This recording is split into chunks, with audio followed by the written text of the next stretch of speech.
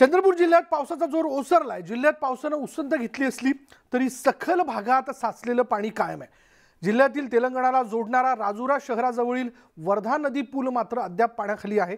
जिल्ह्यातील ब्रह्मपुरी उपविभागात वैनगंगा नदीत गोसेखुर्द धरणाच्या पाण्याची आवक सुरू आहे आणि त्यामुळे पाऊस नसतानाही प्रमुख पूल आणि रस्ते बंद आहेत। गोंड पिंपरी तालुक्यातील आष्टी इथल्या पुलावर 2 फूट पाणी असल्याने चंद्रपूर अहिरी मार्ग बंदच आहे।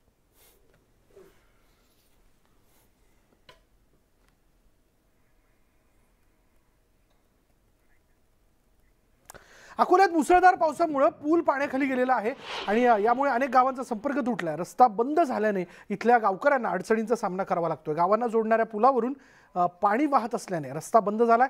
यामुळे या तिन्ही गावांमधील नागरिकांचे आणि रुग्णांचे हाल होताना दिसतायत। जिल्हा प्रशासनाने तत्परता दाखवत या गावात डॉक्टरांची टीम पाठवली आहे, तर ज्यांना गावात उपचार देणं शक्य नाही त्यांना रुग्णालयात दाखल करण्यासाठी सोय करण्यात आली आहे।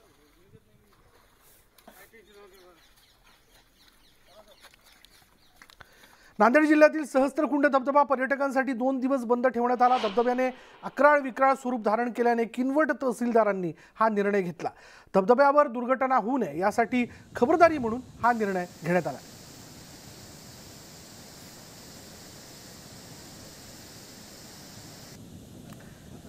रायगड जिल्ह्यात पावसाने धुमाकूळ घातला। डोंगराळ भागात पाऊस पडत असल्याने रोह्यातील कुंडलिका नदीने धोक्याची पातळी ओलांडली। या पार्श्वभूमीवर कुंडलिका नदी काठच्या रहिवाशांना सतर्क राहण्याच्या सूचना प्रशासनाकडून करण्यात आल्या।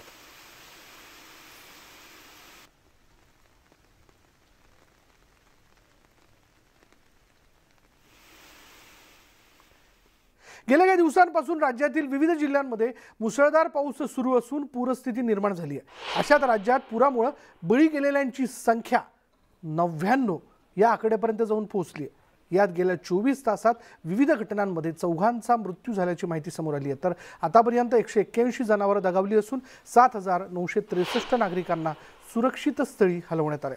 यासाठी एनडीआरएफच्या 14 टीम आणि एसडीआरएफच्या 6 टीम तैनात आहेत।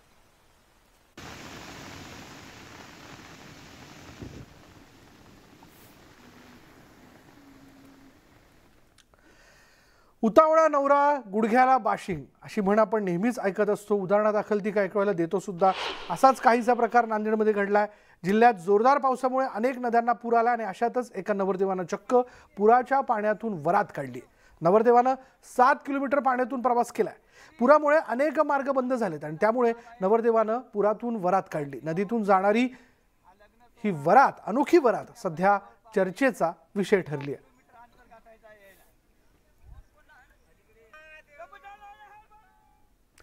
राज्यात अनेक ठिकाणी अतिवृष्टी झाल्याचं आपण बघतोय। अनेक गावांचा संपर्क तुटलाय। चंद्रपुरात पुरानं हाहाकार माजवलाय।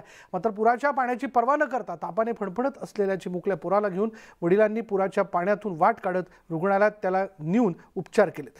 चंद्रपूरच्या गोंड पिंपरी तालुक्यातील पोडसा गावात ही घटना घडली। शामराव गिनघरे असं पित्याचं नाव आहे। गावात आरोग्य सुविधा नसल्यानं पित्याला पुरातून मार्ग काढून मुलावर उपचार करावे लागले।